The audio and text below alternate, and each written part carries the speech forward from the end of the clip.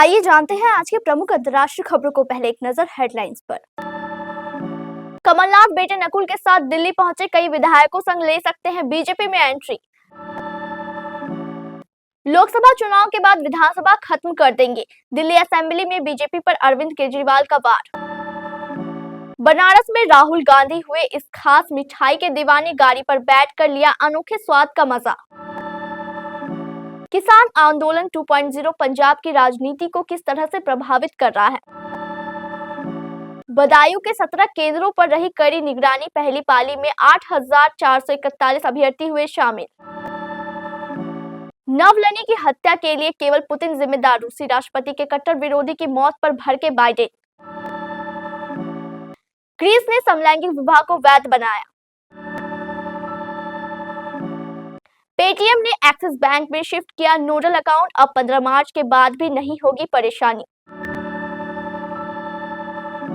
नहीं रही दंगल की छोटी बबीता, एक्ट्रेस सुहानी भटनागर का 19 की उम्र में निधन। और ईशान किशन को मिली वार्निंग। लोकसभा चुनाव में कुछ ही दिनों का समय बचा है, इससे पहले विपक्ष को लगातार झटके लग रहे हैं। ताजा झटका कांग्रेस को मध्य प्रदेश में लग सकता है, कारण कांग्रेस के कद्दावर नेता और पूर्व मुख्यमंत्री कमलनाथ अपने बेटे नकुल नाथ के साथ बीजेपी में शामिल हो सकते हैं। इतना ही नहीं, इनके साथ कांग्रेस के करीब 1 दर्जन विधायक और पूर्व विधायक भी बीजेपी की सदस्यता ले सकते हैं। इसी बीच कमलनाथ अपने बेटे नकुल के साथ दिल्ली पहुंच गए हैं। पत्रकारों ने कमलनाथ से जब बीजेपी ज्वाइन करने को लेकर सवाल पूछा तो उन्होंने कहा कि अगर कुछ ऐसा होगा तो आप लोगों को सबसे पहले सूचित करूंगा।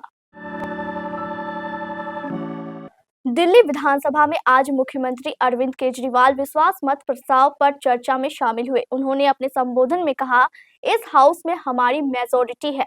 मेरे पास हमारे 2 एमएलए आए और कहा कि बीजेपी वालों ने उनसे संपर्क किया है। हम इसका सबूत कैसे दें? कभी रिश्तेदार के यहाँ तो कभी पार्क में आ जाते हैं। आम आदमी पार्टी प्रमुख ने ईडी के समन पर कहा कि भाजपा उन्हें गिरफ्तार करवाना चाहती है। उन्होंने कहा, केजरीवाल को गिरफ्तार कर लोगे, लेकिन केजरीवाल की सोच को कैसे गिरफ्तार करोगे? सारा देश देख रहा है। अब लोग प्रश्न पूछ रहे हैं कि क्या पीएम मोदी केजरीवाल को खत्म करना चाहते हैं, कुचलना चाहते हैं? आज दुनिया में बीजेपी का सबसे बड़ा चैलेंजर आम आदमी पार्टी है। अगर 2024 में बीजेपी नहीं हारी तो 2029 में आम आदमी पार्टी देश को बीजेपी से मुक्ति दिलाएगी। वाराणसी में राहुल गांधी भारत जोड़ो न्याय यात्रा कर रहे हैं। 12 किलोमीटर लंबे इस यात्रा के दौरान राहुल गांधी का अलग अंदाज भी देखने को मिला। वाराणसी में न्याय यात्रा के दौरान उन्होंने शिव भक्त बनकर काशी विश्वनाथ मंदिर में दर्शन किया और फिर दर्शन कर निकले तो उन्होंने बनारस के मशहूर देसी मिठाई मलाइयों का स्वाद भी चखा। मंदिर में दर्शन के बाद जैसे ही ज्ञानवापी से गोदौलिया की ओर जा रही थी, इस बीच एक शख्स ने उन्हें मलाइयों थमा दिया। राहुल ने भी उसे थामा और फिर यात्रा के दौरान उन्होंने उसका स्वाद लिया। साल 2020-21 के दौरान हुए किसान आंदोलन 1.0 ने नई दिल्ली को हिलाकर रख दिया था। इस आंदोलन को आर्थिक सुधार एजेंडे के खिलाफ भारत का पहला और सबसे लंबा संघर्ष कहा जा सकता है, जिसमें 700 से ज्यादा किसानों की जान चली गई थी। 378 दिनों के लंबे किसान आंदोलन का सामना करने के बाद भी राज्य और केंद्र सरकारों ने असंतोष की आग को नजरअंदाज कर दिया है। सरकार ने किसानों को आश्वासन दिया था कि उनकी मांगों को पूरा किया जाएगा। इसके बाद दिसंबर 2021 में किसानों ने अपने विरोध प्रदर्शन को खत्म कर लिया था। एमएसपी व्यवस्था को कानूनी ढांचा देने में देरी करने की वजह से किसान आंदोलन 2.0 शुरू हो गया है। यह आंदोलन संयुक्त किसान मोर्चा ने दिल्ली चलो मार्च के नाम से शुरू किया है। यूपी पुलिस सिपाही भर्ती की लिखित परीक्षा शनिवार से शुरू हो गई। बदायूं जिले में 17 केंद्रों पर पहले दिन शनिवार को पहली पाली में 8,441 अभ्यर्थी परीक्षा में शामिल हुए। 223 अभ्यर्थियों ने परीक्षा छोड़ दी। पहली पाली में 8,664 अभ्यर्थियों को शामिल होना था। सुबह 10 बजे से दोपहर 12 बजे तक पहली पाली की परीक्षा हुई। पहली पाली में कोई नकल करते हुए पकड़े जाने समेत अन्य प्रकार की अराजकता की सूचना नहीं मिली। दूसरी पाली की परीक्षा 5 बजे खत्म हुई। सिपाही भर्ती परीक्षा को लेकर सुरक्षा के कड़े बंदोबस्त किए गए हैं।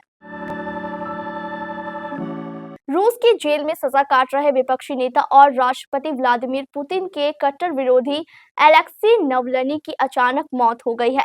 नमालो नेनेट्स ऑटोनोमस डिस्ट्रिक्ट प्रशासन ने आधिकारिक बयान में बताया कि शुक्रवार को जेल में चहलकदमी के बाद नवनली का स्वास्थ्य ठीक नहीं था। नवनली की मौत को लेकर अमेरिकी राष्ट्रपति जो बाइडेन की भी प्रतिक्रिया आई है। उन्होंने इसके लिए सीधे तौर पर पुतिन को जिम्मेदार ठहराया है।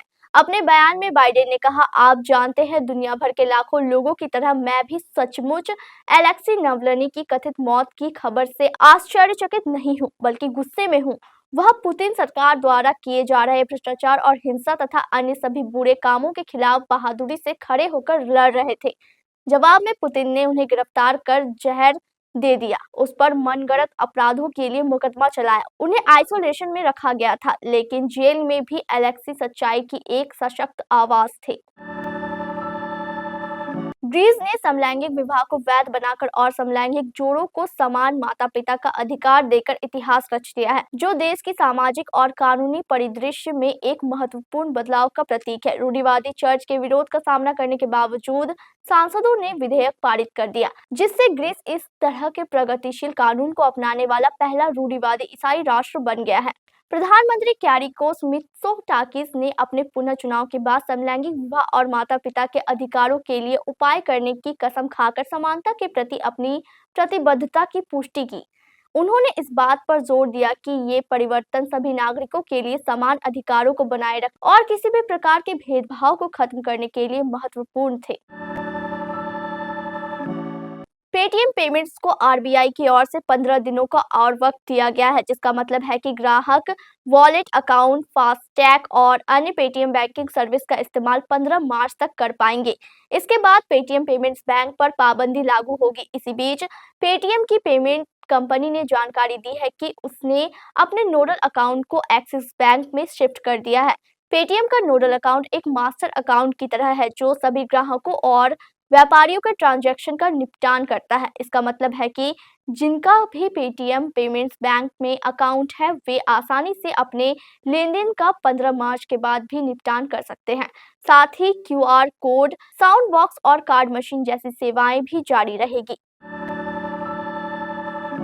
आमिर खान की फिल्म दंगल में नजर आई चाइल्ड आर्टिस्ट सुहानी भटनागर का निधन हो गया है। 19 की उम्र में सुहानी ने दुनिया को अलविदा कह दिया। सुहानी का निधन शनिवार 17 फरवरी को दिल्ली में हुआ। बताया जा रहा है कि गलत ट्रीटमेंट मिलने की वजह से उनकी जान चली गई। सुहानी ने फिल्म दंगल में छोटी बबीता का रोल निभाया था। अब इंडस्ट्री में शोक की लहर दौड़ गई है। जानकारी के मुताबिक कुछ वक्त पहले सुहानी भटनागर के पैर में चोट लगी थी। उनके पैर में हुए फ्रैक्चर के लिए उन्होंने ट्रीटमेंट करवाई। उनकी दवाइयों से उन्हें साइड इफेक्ट होने लगे। बताया जाता है कि एक्ट्रेस की बॉडी में फ्लूइड बनने लगा था, जिसकी वजह से उनकी मौत हो गई। सुहानी काफी वक्त से दिल्ली के एम्स अस्पताल में एडमिट थी। उनका अंतिम संस्कार फरीदाबाद में होगा। भारतीय टीम के स्टार विकेटकीपर बल्लेबाज ईशान किशन के लिए इस समय कुछ भी ठीक नहीं चल रहा है। उन्होंने अपनी मर्जी से क्रिकेट से ब्रेक लिया था। इसके बाद उन्होंने बीसीसीआई, टीम मैनेजमेंट, कोच और अपनी घरेलू टीम को भी कुछ नहीं बताया। किसी को भी कुछ नहीं पता कि आखिर ईशान का प्लान क्या है। उन्होंने घरेलू टीम के लिए रणजी ट्रॉफी भी नहीं खेली। ईशान के इस रवैये से बीसीसीआई और टीम मैनेजमेंट काफी नाराज दिख रहा है। बीसीसीआई सचिव जय शाह ने कई बार इशारों में यह संकेत भी दिए हैं।